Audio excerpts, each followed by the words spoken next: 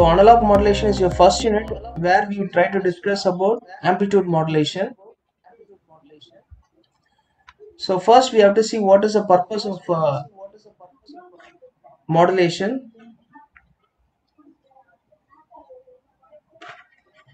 One second.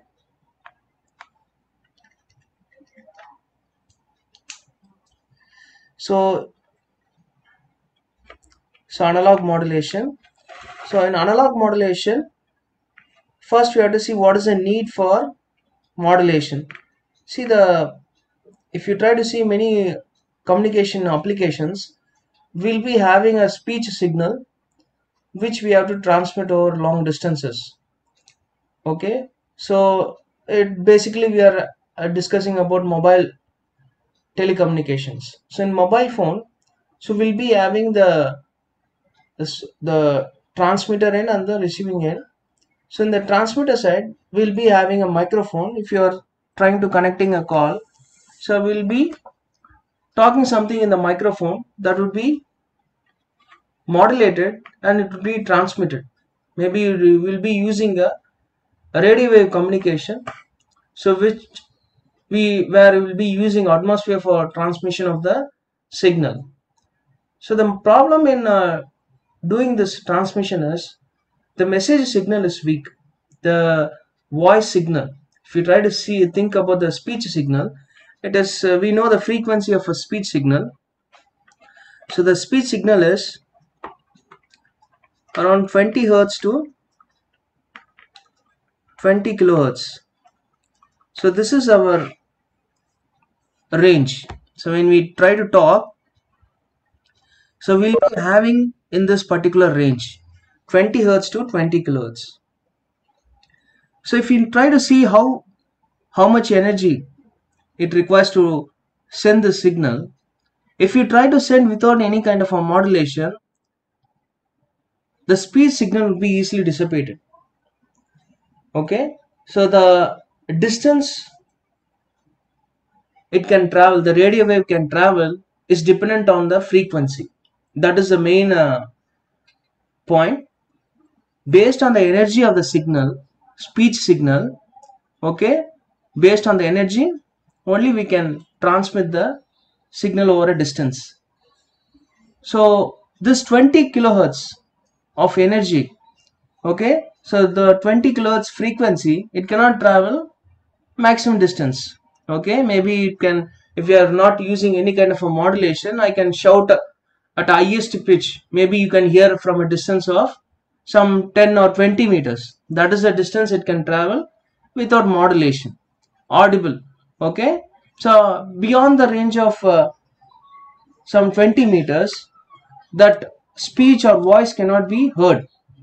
Okay, think about the microphone, think about when you are attempting a call in your mobile phone, so that signal has to be transmitted over long distances. So we have to do what is called the modulation process. So modulation process, this weak signal, the message signal, has to be translated to a high frequency signal. Okay, so very high frequency signal, okay, so that it can be transmitted over long distances. Higher the frequency, okay, it can travel long distance. That is the relation, and that is why we go for modulation. So in modulation we'll be having two signals, okay, two entities are there. One is the message signal, okay, so that is our speech signal. Next one is the carrier signal. These two are the important entities, okay, we encounter in communication engineering. So the message signal is, we can fix in the case of analog modulation, speech signal, that is our message signal.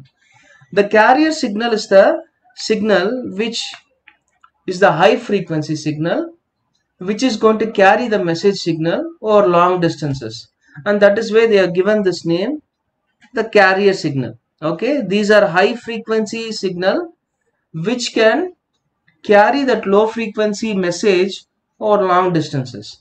This is the process of the modulation. Modulation is that is what given here.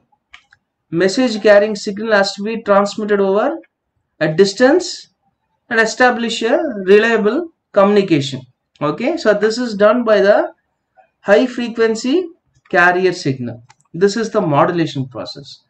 Okay, so what are the advantages of going for modulation?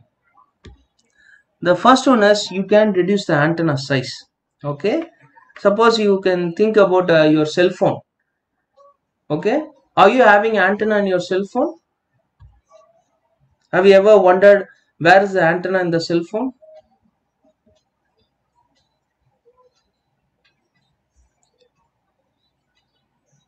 Yes or no? You are having antenna in your cell phone or not? Where is your antenna in your cell phone?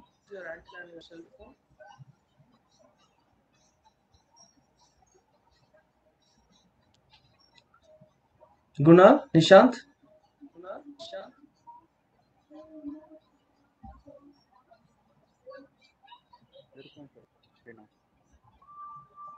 Okay, we'll be having the antenna. The thing is, the frequency what we are using in the cell phone is will be in the gigahertz range. Okay, you can see your phone cover. Okay, there they'll be providing what are the different bandwidth they are using in the particular mobile phone. Okay, we'll be having that bandwidth for GSM, we'll be having a bandwidth for that CDMA, so that specifies the frequency it can modulate. Okay, if you try to see a mobile phone, the latest mobile phone, the case of 3G and 4G communications, we'll be having a frequency range of gigahertz. Okay, we'll be having the carrier frequency of gigahertz. Okay, so that is our frequency. So for this frequency, okay, the antenna can be very less. Okay, and that is why it is really embedded into the receiver of the mobile phone. Okay, we are not able to see because it's very small. Okay, even that kind of a small height of a antenna is more than sufficient to receive the signal, because we are doing the translation process in the range of gigahertz. Okay, so that is why we are having very small antenna size. So we are reducing the antenna size because we are using, because of the modulation process. If you try to see 10 years back, okay, if you try to see Nokia, the first generation models and all, you'll be having a very long antenna, because in that time we were using in the range of megahertz. Okay, so because it is slightly lesser than the frequency of gigahertz, okay, we need to have some antenna size. Okay, we'll be having some a meter height for the antenna. Okay, so that we can receive the signal. Nowadays we are having very high frequency for a carrier signal, and that is why it is very small. We can do the process of mixing. So this is the process of multiplexing. Okay, so we can have the situation when you are thinking about any kind of mobile subscriber. Okay, if you try to think about Airtel is having so much mobile subscribers. Okay, everybody is using a predefined bandwidth given by the government for Airtel. Okay, suppose assume that it is around 3 gigahertz to 5 gigahertz. That is we have to get allocated this bandwidth from the government. Okay, so that is why government provides this tender for spectrum allocation. Okay, so the companies will ask for a spectrum, they have to pay the government so that they can use the spectrum.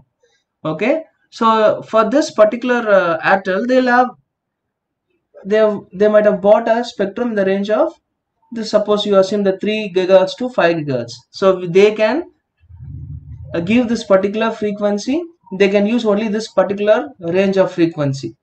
Okay, think about the subscribers. There will be millions of subscribers. What if all the people, all the subscribers are making a call at the same time, simultaneously? This is what happens during any festive seasons, during a new year, or maybe during to Christmas time and all. Everybody will be using the same time. Okay, how the call is being connected, how you are getting the messages, even though so many people are getting using the same bandwidth same time. This is happening because of multiplexing process. Okay, so that is possible if you go for modulation. So many advantages are there if you go for modulation. So in this part we are going to see analog modulation. These are the different types here. I hope you can see the different types of modulation. You can see that we are having continuous wave modulation. Okay, so this is where we have the radio wave communication. Okay, we'll be using the electromagnetic spectrum for transmitting the signal in the atmosphere. Okay, we'll be using the free space as our channel. Okay, so that is the continuous wave modulation. So here we will be using a radio wave as the signal. In the pulse modulation, we will be using mainly for wired communication. Okay, pulse modulation is another class of modulation mainly for wired communication.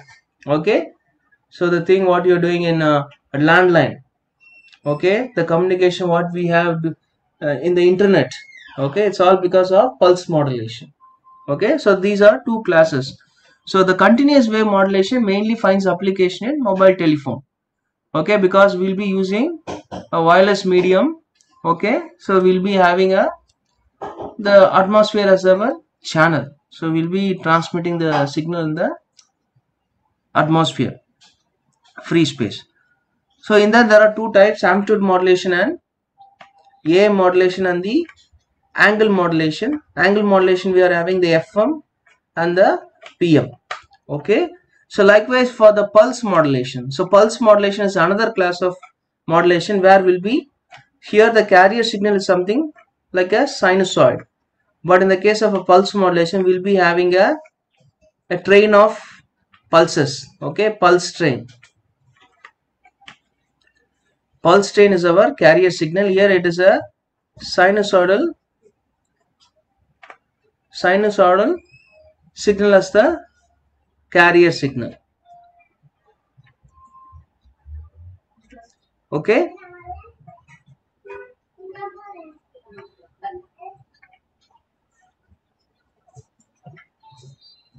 sinusoidal as a carrier signal.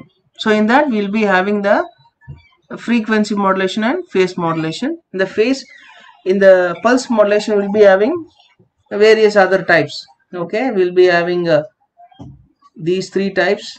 Okay, likewise we'll be having digital modulation where we'll be having variants of PCM.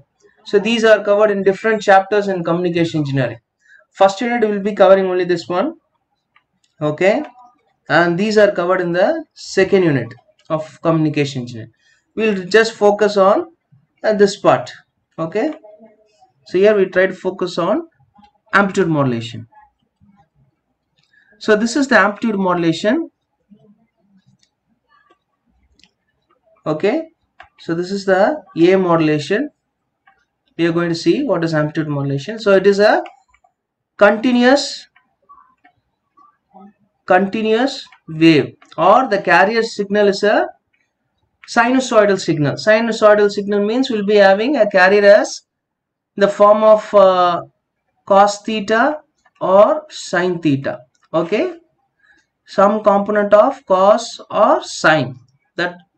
That format is used in amplitude modulation. That is why we call it as sinusoidal modulation. Okay, amplitude modulation. So here you can see this diagram. Okay, so you can see the example of the message signal. So message signal is also having another name. Okay, so baseband signal. So it's nothing but the message signal. Okay, so this is you can see that it is slow varying. Okay, because most of the times the message signal is a slow varying signal. Okay, so you can see this is some signal we taking as a message signal, and this is the carrier signal. The carrier signal, and from the time series representation you can see that this is having a low frequency, this is having a high frequency. How you can find out from the signal? The number of oscillation it is having. Okay, so here you can see that we are having we are having one peak here, okay, another peak here, okay. For a unit time it is having only two oscillations, but suppose for the same time period, okay, how many oscillations you are having for the carrier? Many oscillation. 1 2 3 4 5 6 7 8 9 10 11 12 13, some 14, okay. So these are, we are having so many oscillations for the same time period, and that is why it is high frequency, okay. Generally speaking, the message signal is going to be your low frequency signal, and your carrier is going to be a high frequency signal, okay. So this is the representation of the signal. The parameters what we have to see is, we are having the AC, this is the amplitude of the carrier signal, and this is the amplitude of the message signal, okay, AM, okay. So what is amplitude modulation? By definition, this amplitude AC, okay, this is varied in accordance to the nature of the baseband signal, okay. So amplitude modulation is nothing but when the amplitude of the carrier signal is varied in accordance to the message signal or baseband signal, we call it as AM signal, yeah, amplitude modulator signal, okay. This is by definition. So what is actually happening if you do a AM modulation? What are the variations? We can see it in the signal, okay. So that is what given here. You can see here.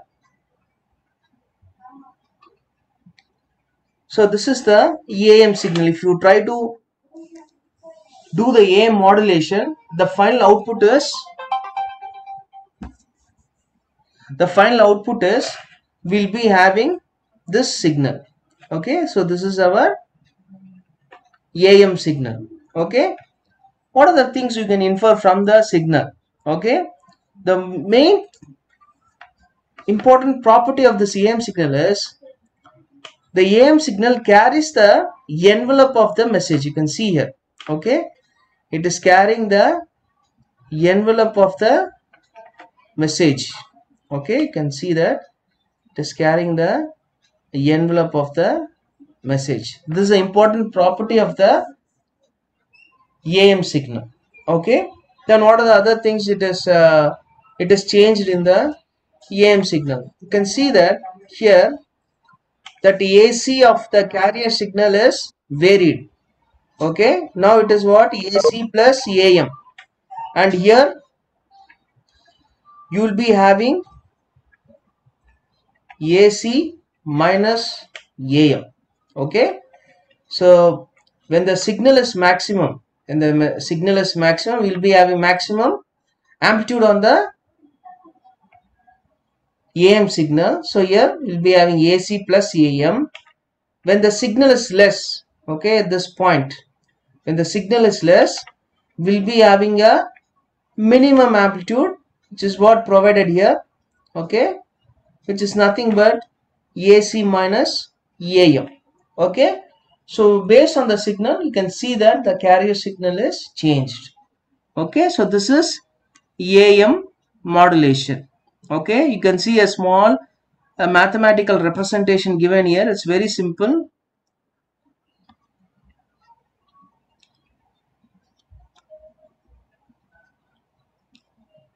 So here suppose we'll take, so we have to give some equation in the exam, okay. So here you can see that message we are representing as a some sinusoidal signal, okay. So here you can see that this is, we are assuming a sinusoidal signal for the message and high frequency sinusoidal signal for the carrier, okay. So this is our message, which is AM, amplitude of the message, okay, cos 2 pi FMT, okay. It's nothing but, what is this? Omega M, Okay, we know what is omega, angular frequency. So we can write as omega mt. In some book they might given as omega mt, or in terms of linear frequency we can write it as 2 pi fmt, which is omega mt. So here the fm is the frequency of the message. Okay, so this is our message signal. Then what is c of t? C of t is nothing but this is the carrier voltage and this is the frequency of carrier. Okay, and generally speaking fc is very high value compared to fm. Okay, only if this is satisfied we can do a proper modulation so that I can transmit the signal. Carrier frequency has to be very high. Okay, so when you are taking these two signals, then what will happen to the nature of the signal after AM modulation? So it is given here. Okay, so this is the equation of the AM signal. Okay, you can observe here what you have done is that AC. Okay, by definition what is amplitude modulation? The amplitude of the carrier is varied with respect to the message, and that is why we are bringing this component. Okay, so the amplitude of the carrier is varied with this message signal, that is why we are putting here. So AC plus AM cos 2 pi fmt, which is our message. Okay, because it is changing the amplitude, okay, of the carrier. Okay, then this is the carrier component cos 2 pi fct, this one. Okay, so this is our AM signal. So what is the equation of AM signal? AC plus the message m of t into cos 2 pi fc of t. Okay, so this is our AM signal. Okay, this is our AM signal.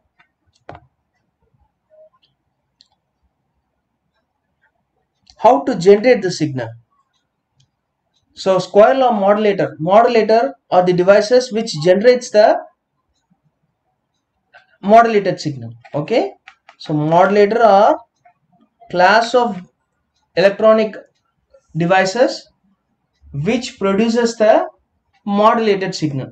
Suppose AM modulators are nothing but these are the circuits which provides the amplitude modulated signal as the output. Okay, so here we try to see one important modulator. Okay, modulator is a thing happening on the transmitter side. Okay, this is happening on the transmitter side. We are having the message, we do the modulation with the carrier, we'll be getting the AM signal. Okay, so this part is done by the modulator. Okay, on the transmitter side. Okay,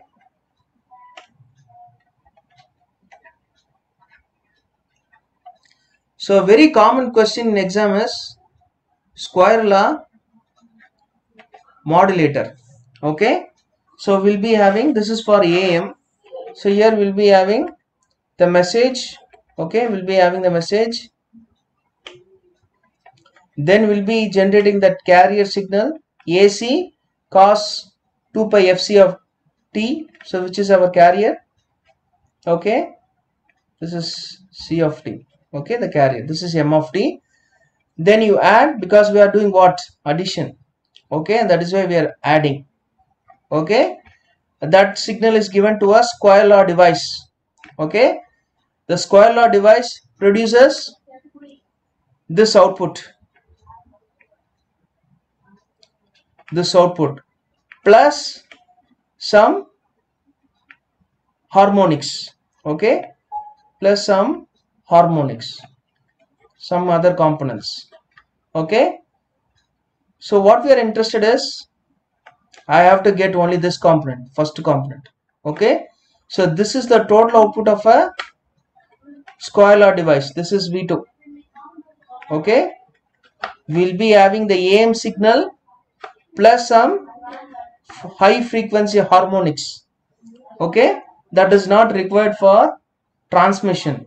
So we have to select only this first component. So this totally it is V2 of T. Okay, but we require only this because this is our AM signal. So what we have to do is, at this point we have studied in DSP different types of filters. Okay, so we will be using a band pass filter to select only this particular component. Okay, we know what is FC because we are generating the carrier signal. We know what is this FC. So based on this FC, we'll be designing a band pass filter. Okay, with the FC as the center frequency. Okay, so this you have studied in DSP. In DSP you must have designed using FAR filters or IAR filters. Okay, if I know that center frequency or the cutoff frequency, I can design a filter. So we will be having a band pass filter and we will be getting that S of T, that AM signal. Okay, so this is the process. This is the modulator. The output is the AM signal. So the output S of T is nothing but the amplitude modulator signal. Okay, so very common question in exam is explain about a AM modulator.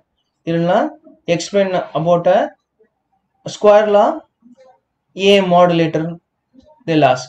Okay, so you have to explain about this particular diagram and provide some details. Do you have any doubt till now? Gunal and Nishant?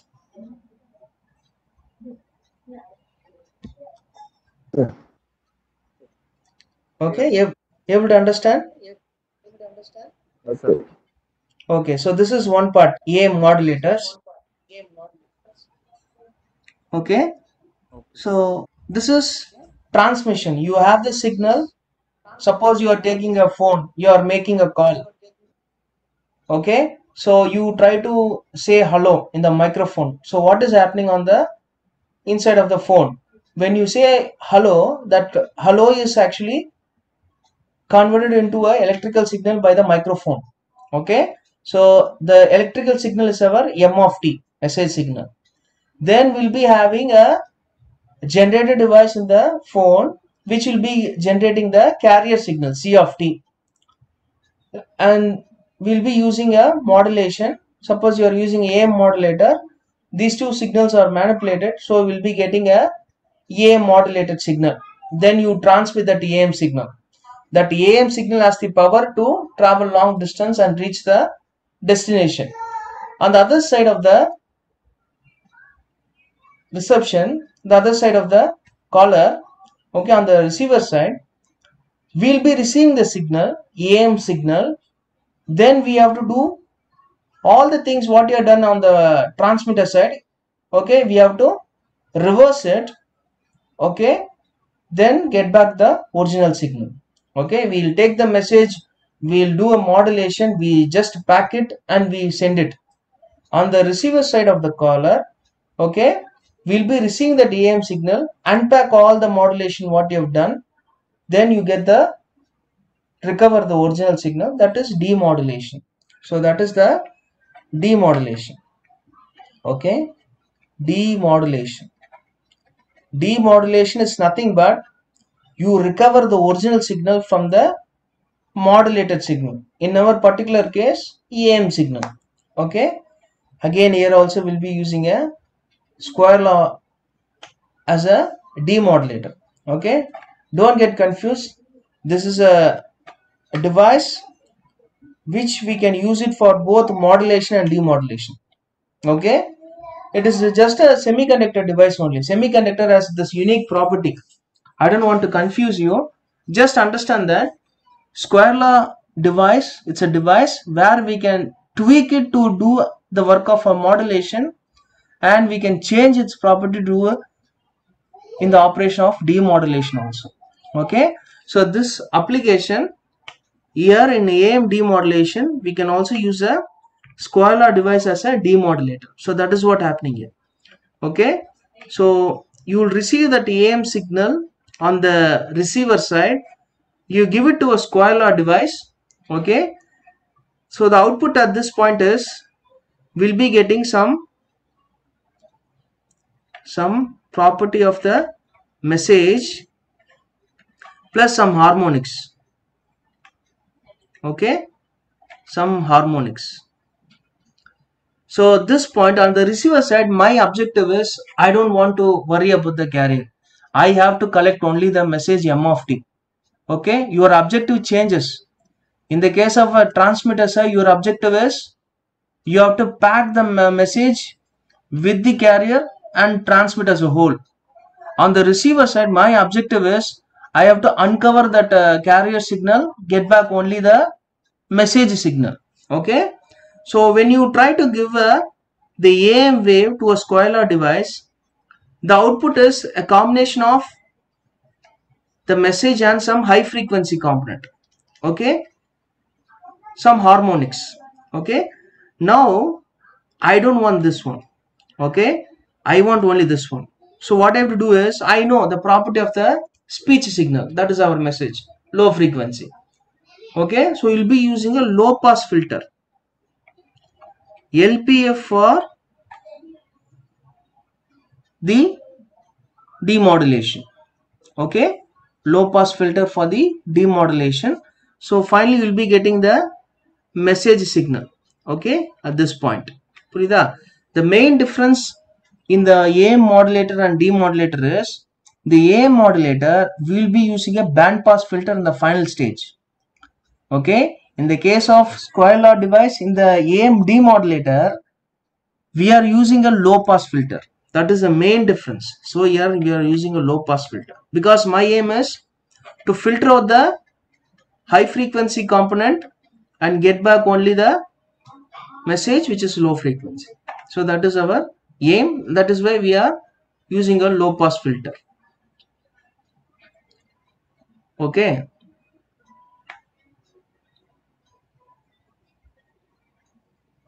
So this is one part. So this is a very common question. Explain about AM modulator and demodulator. You can use a square law modulator as a AM modulator, but we'll be using a band pass filter.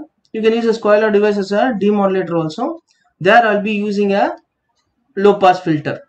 Okay, so that is what you have seen here. I'll skip this envelope detector. Okay, so this is also another type of AM demodulator only. So we'll see another important type, double sideband suppressed carrier. Okay, so double sideband suppressed carrier is, so what you have seen till now is, so this is AM, okay, FC, okay, it's modulation and demodulation. Okay, so why AM FC? Generally there are different ways they call this modulation. AM FC is nothing but just AM only. Okay, amplitude modulation, or it is also called in other sense amplitude modulated with full carrier. This is full carrier. The thing in AM modulation is we'll be sending the message, okay, with the carrier component with the message component. Okay, so three components will be transmitting. Okay, in AM amplitude modulated signal or AM FC, okay, both are same only. AM, they try to call AM in some books, okay, which is actually equal to AM FC, amplitude modulated with full carrier. So what is happening here is I'll be sending a carrier component. I'll be sending omega C minus omega M, some component of the message. Okay, so this is specifically called as lower sideband. Okay, then I'll be sending omega C plus omega M, that is upper sideband. Okay, I'm sending 3 components in AMFC. Okay, which is not required. Okay, my aim is to transmit the message signal. Okay, so the thing is, we can suppress this omega c because it's only carrier component. Okay, we are interested in transmitting only the message and the carrier. Okay, or in other sense, we are interested in transmitting omega c plus omega m or omega c minus omega m. Okay, the lower sideband and the upper sideband. Separately, this omega c is useless. Okay, this standalone omega c is not having any information. It is just the carrier signal. So we can filter out because unnecessarily it will consume some power. Okay, so we have to be very careful in designing the transmitter system because the power requirement is a important constraint. Okay, this AM is the highly inefficient modulation technique because it is having 3 components, the carrier component and the 2 sideband components, and we are putting some power for the carrier also, which is not having the information. So we can suppress this carrier component and send only the sidebands, okay, which is having the message. So that is why we try to go for double sideband suppressed carrier. Kindly understand the name. Okay, so because the AM, the simple EAM or AMFC takes more power because we are sending unwanted carrier signal also, which is not having the information. So that is why we go for double sideband suppressed carrier. You can understand from the name itself. We'll be sending the 2 sidebands, namely the upper sideband and the lower sideband. Okay, we won't send the carrier component. Okay, and that is why it is suppressed carrier. We know what is suppressed. We try to suppress the carrier component. Okay, this is also coming under AM only. Okay, AM there are different types. First we have seen AMFC, full carrier. This is AMSC. Okay, so this is also another name. They call it as AMSC. Don't get confused. There are different types of AM modulation. So first one we have seen AM with full carrier, which is very inefficient. We suppress the carrier, we will be getting what is AMSC, suppressed carrier, amplitude modulated suppressed carrier, or interchangeably it can be called as double sideband suppressed carrier. All these things are same. DSP-SC is equivalent to AMSC. Okay, and these two are same, and that is why we go for this next technique. Okay, so DSP-SC we can get if you multiply these two signals. Okay, so when you multiply the same signals, the carrier, the message signal and the carrier signal. Okay, if you multiply these two signal, I'll be getting the DSP-SC signal. Okay, so when you multiply the message signal with the carrier signal, I'll be getting DSP-SC signal. So that is what given here. Suppose for example we have taken AM cos 2 pi FMT, which is the message. The carrier we have taken AC cos 2 pi FCT. So if you multiply these two signals, we'll be getting, you can see S of t, which is nothing but DSP-SC. Okay, so we'll be getting AMSC cos 2 pi FMT cos 2 pi FC of t. Okay, so this is the DSP-SC. Very common question. Okay, so this is an example of the modulator. Okay, so this is the DSP-SC modulator.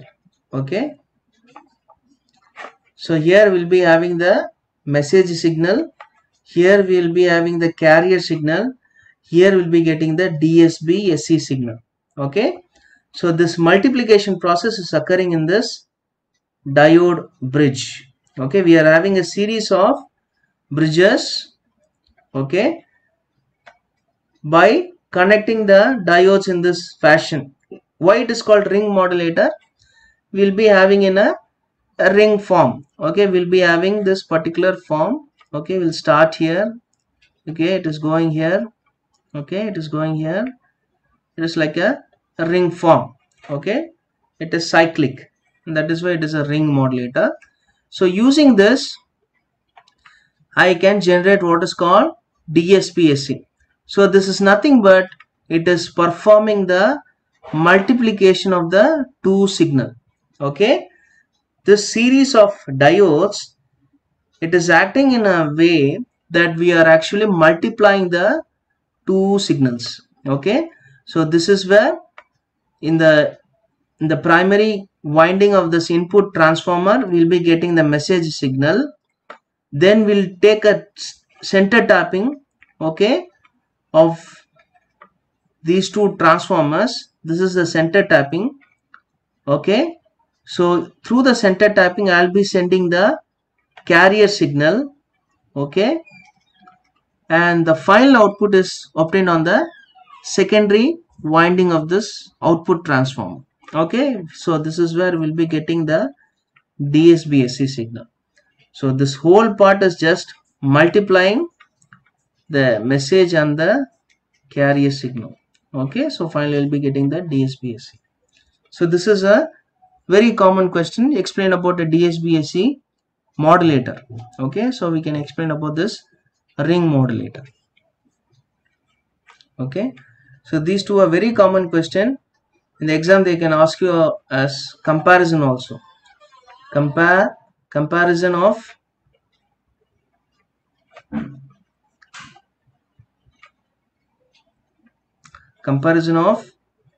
AM, okay, DSB, SC signals. Okay, so there are also various other types. So as of now, so this is an important part. You can expect a question in AM modulation. Okay, you try to go through the comparison of these two techniques also. Okay, any doubt? Can you able to understand this? Okay, இது பாருங்க. You try to go through this. And the next class we will try to take the angle modulation.